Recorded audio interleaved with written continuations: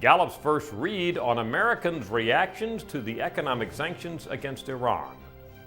We're getting our first reaction from the American public relating to the sanctions against Iran that were announced last week by Secretary of State Condoleezza Rice.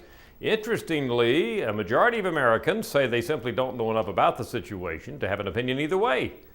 I guess this is modified good news for the administration. Of those who do have an opinion, it strikes strongly on the positive side rather than the negative side of the ledger.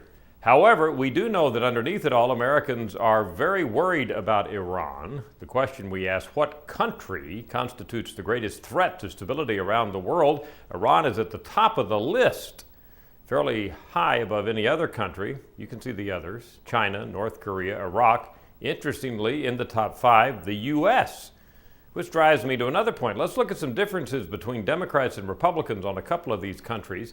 The percent of Americans who mention Iran, big difference. Republicans much more likely than Democrats to say Iran is a threat to the U.S. Maybe that's because President Bush and the administration has been rattling its saber at Iran, and Democrats don't like that.